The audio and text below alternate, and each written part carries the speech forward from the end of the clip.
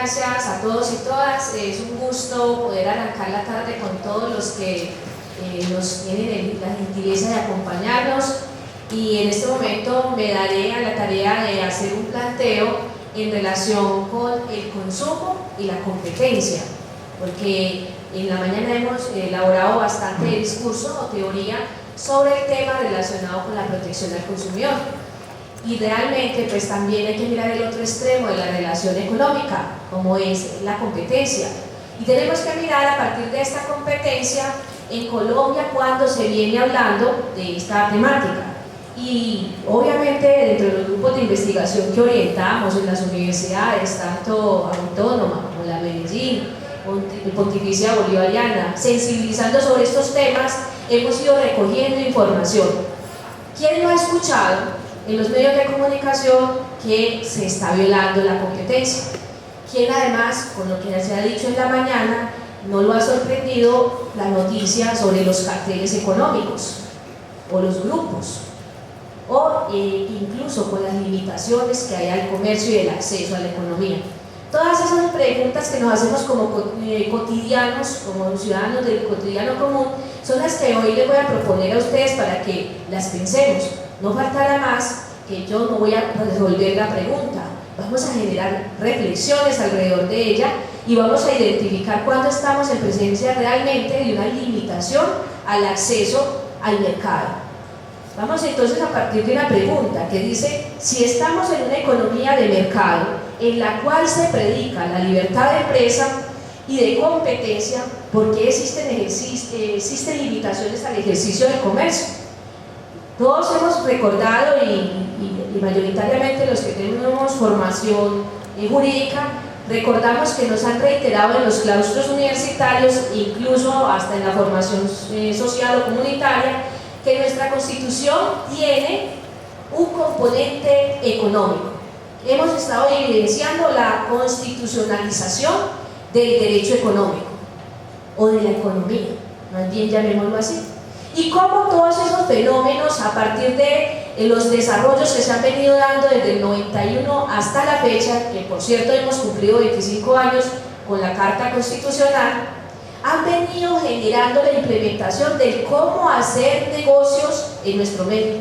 Eso es lo importante que tenemos que tener en cuenta, porque va a ir, digamos, cambiando la forma en que hacemos negocio, la forma en que somos conscientes de adquirir o no bienes y servicios.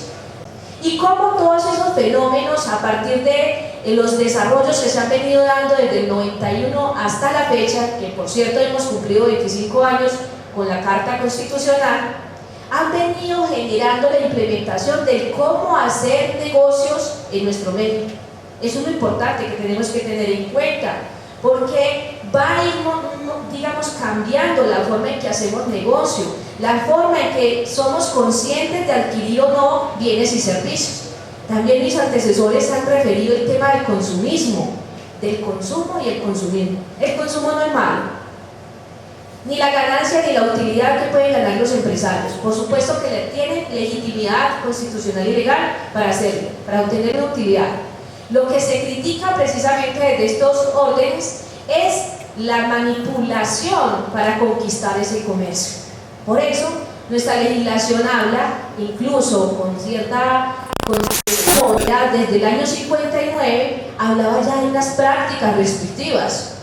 En el comercio vamos a encontrar cómo el legislador de entonces restringía, le decía al comerciante: claro, por supuesto, lo necesitamos generando empleo, lo necesitamos generando la riqueza, pero gane honradamente, gane con honestidad, gane con buena fe.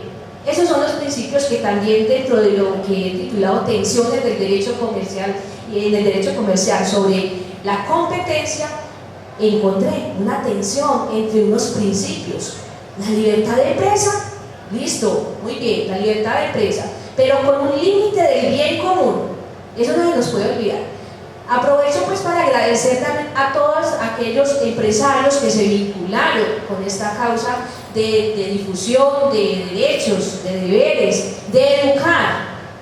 Agradezco a todos ellos porque no son sino la marca de que están por el camino correcto, de que están asumiendo conductas éticas dentro de sus procesos productivos. Eso significa ese sello de fidelidad, y que han venido tomando formaciones para todo su personal, desde el índice menor de sus empleados hasta el más importante, se han vinculado precisamente para hacer bien el comercio. Reitero, la formación comercial y el empresariado colombiano lo necesitamos, y ahora más que nunca con los vientos que se vienen venir sobre el proceso de paz y sobre los acuerdos de La Habana. Entonces vamos a mirar que hay una tensión entre una dificultad, un aparente choque entre lo que llamaríamos buena fe y libertad. Dos principios: buena fe y libertad. Libertad, claro, vamos a hacer relaciones de obtención de riqueza, vamos a satisfacer necesidades, vamos a conquistar el comercio, pero también lo vamos a conquistar legal, leal y honradamente. Para reconocer los principios que se hacen presente en la institución de la competencia, es necesario trasladarnos a revisar de lo que denominamos el mercado de bienes y servicios, entendiendo este como el espacio donde concurren los consumidores. De otros nos mencionan en las decisiones, por ejemplo, de la Superintendencia de Industria y Comercio sobre el mercado de bienes y servicios, o el mercado en general.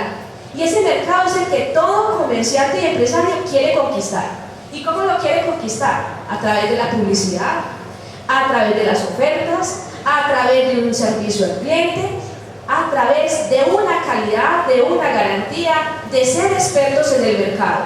Eso es lo que hará que conquistemos a ese cliente.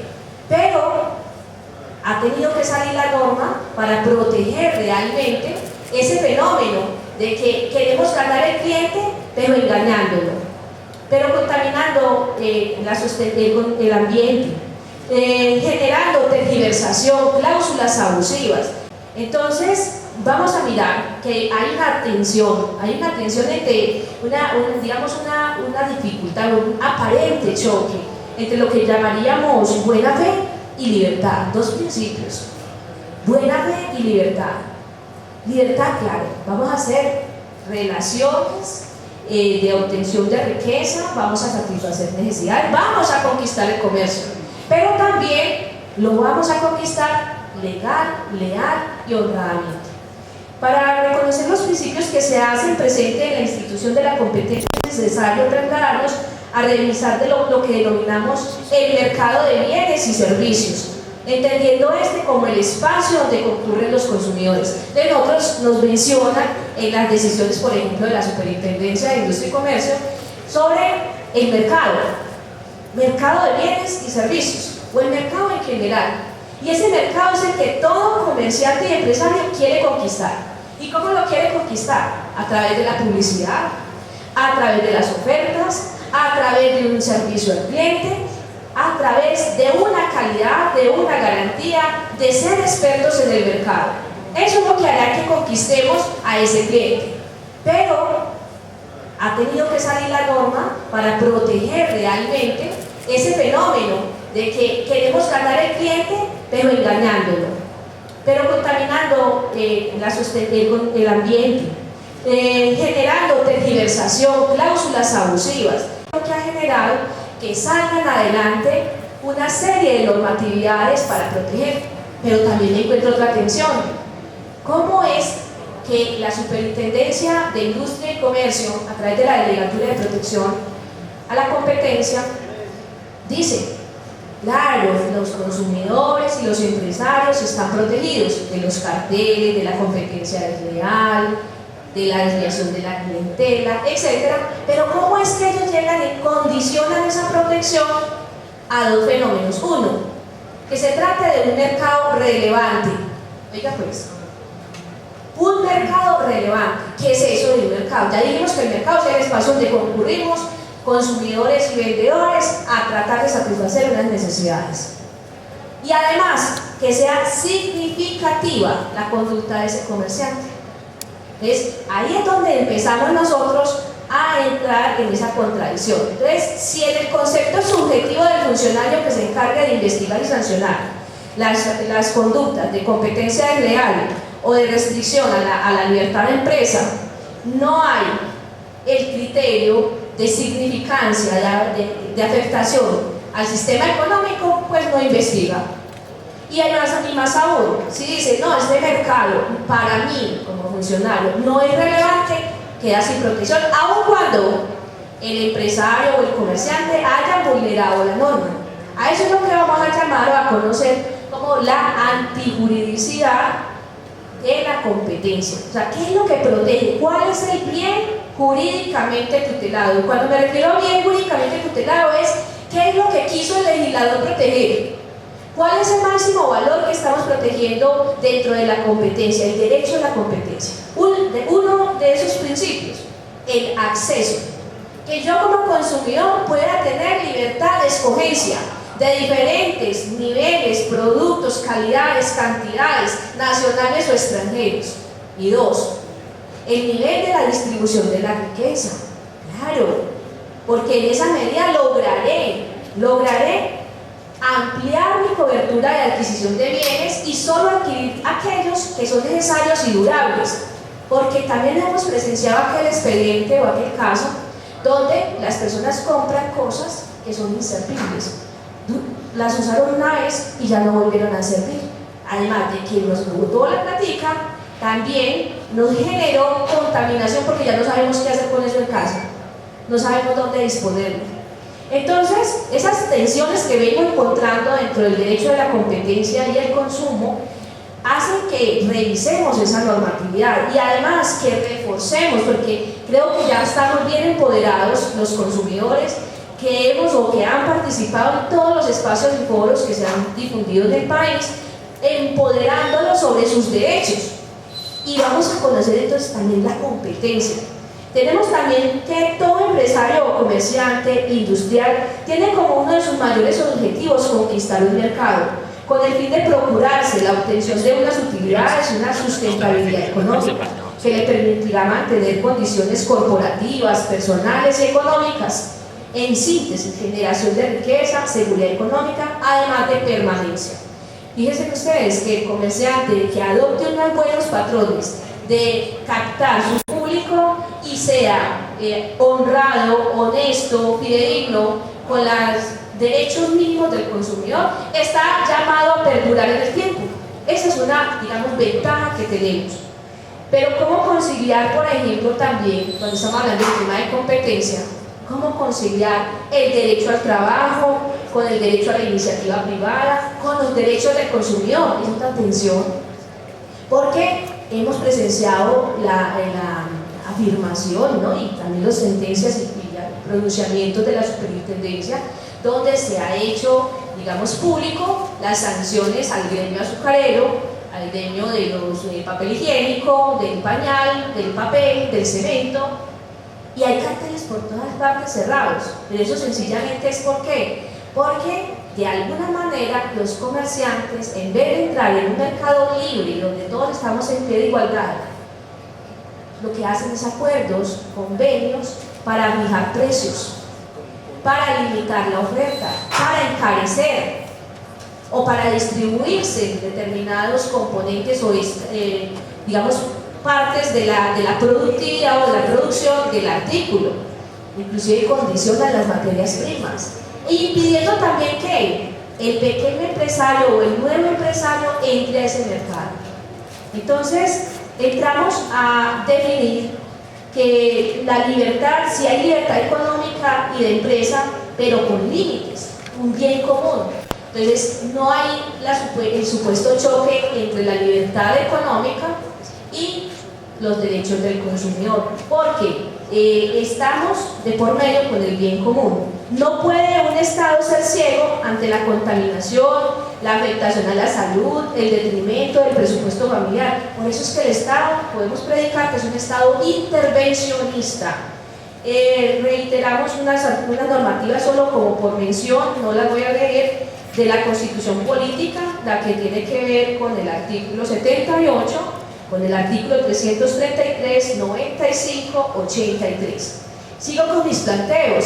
Yo sé, señor delegado, que ya voy cerrando. Señor Héctor, dígame cómo vamos. Muy bien, bueno. El comerciante es un profesional por vocación, es creativo, innovador, vivaz, ágil. ¿Por qué limitar su accionar en el mercado?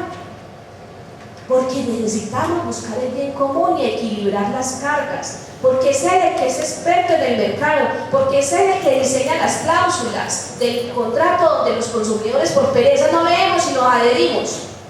Son ellos, son los llamados a tener el mayor diligencia y cuidado de un buen hombre de negocios, según los comercialistas. Pero adicionalmente, proteccionismo o liberalidad. Es otro debate que vamos a encontrar. Proteccionismo o liberalidad. Tenemos entonces mercado, derecho y economía. Y les pongo el derecho como regulador del mercado y la economía. El consumidor a un extremo y el empresario al otro. Entonces vamos a encontrar que hay sujetos en ese mercado donde vamos a intercambiar bienes y servicios, donde vamos a buscar la satisfacción de necesidades. Vamos a encontrar sujetos de oferta, esos son los empresarios. Los empresarios se gastan mucho dinero en lo que llamamos el estudio del mercado, así se llaman estudios de mercado, porque ellos son los que detectan cuál es la necesidad, el gusto, el placer, qué es lo que le llama la atención al público y cómo ganarse ese voto de confianza del consumidor. Los sujetos de demanda, que somos nosotros todos los consumidores. También él va a examinar el territorio donde se va a desarrollar esa competencia. No es lo mismo examinar el término de competencia en el territorio nacional que analizarlo en la región centroamericana o sudamericana. Por último, los bienes y servicios que son objeto de la relación negociada. Pero el derecho de la competencia, finalmente, para ir dando unas pautas de cierre, ¿qué es lo que protege? Pues está protegiendo el interés público, la propiedad privada, la capacidad adquisitiva y la distribución equitativa del dinero, porque si no, el dinero se va a quedar concentrado en unos pocos. Los carteles, por eso es que les hacen tanta bulla, porque están concentrando el dinero. El problema no es que haya riqueza, el problema es que no están dejando entrar a otros competidores que también tienen iniciativa y que pueden hacerlo mejor y más barato. Es que ese es el riesgo, que lo pueden hacer mejor y más barato, porque no tienen esos acuerdos. El comportamiento significativo al que me refería ahora puede tener en cuenta, o es indispensable que reúna para que el funcionario o la autoridad investigadora lo tome en cuenta. Tiene que ser que ese comportamiento significativo tenga limitación a la libertad de escogencia del consumidor. Como no hay sino dos marcas, ¿quién no ha vivido eso? Es que en esta cafetería no vendemos sino productos de, no le vamos a hacer la mala fama. No se trata de eso, sino que seamos más conscientes. Ahí hay una cartelización, ahí hay una conducta de competencia desleal, cuando desviamos a ese consumidor, cuando lo desinformamos, cuando le damos información engañosa, ahí estamos haciendo conductas de práctica desleal. También cuando encontramos limitaciones a la libertad de entrada de empresas a un mercado, cuando disminuimos la eficiencia, porque si no somos sino dos y somos amigos, somos dueños del mercado. Entonces nos relajamos y no hay posibilidad de desarrollo de la sociedad, de la tecnología y de la inventiva. Entonces, por eso es bueno que haya más competidores, porque eso nos va a forzar. Fíjense cuando se empezó a hablar del TLC en Colombia y la apertura, cómo todo el mundo estaba temblando. No, nos vamos a quebrar. ¿Qué implicó eso para la idiosincrasia colombiana? Cambio de actitudes. Cambio de forma de hacer las cosas, dejar de estar en la zona de confort e irnos a cambiar las formas en que hacíamos las cosas naturalmente. Entonces, estas tensiones que se van dando y que quería compartirles con ustedes en este congreso, pensé que no me iba a tocar, doctor, pero me tocó, gracias a sus minutos por llegar. Pude exponer eso que quería compartir con ustedes, porque como ciudadano del común, no hablemos del abogado, como ciudadano del común, sancionaron a tal empresa, dice que van a echar 3.000 trabajadores, ¿cuánta ganaron? Porque es que ese es el problema, eso es lo que no se dice. Es más, esas sanciones que pone la Superindustria y Comercio, hace rato la pagan y les queda ganancia.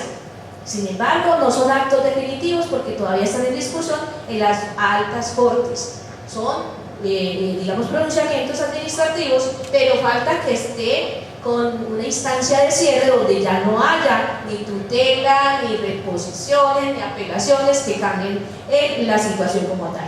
Entonces quería compartirles estas tensiones porque uno como ciudadano del común y sobre todo a los grupos de investigación que hay presentes acá, las ligas de consumidores, que nos motivemos también por reconocer cómo es el mercado y cómo es esa competencia y cómo nosotros conjugamos o no esos niveles de aproximación a la justicia. O sea, si nosotros somos relajados. Ahora, cierro con esta idea porque he dicho 3 veces cierro.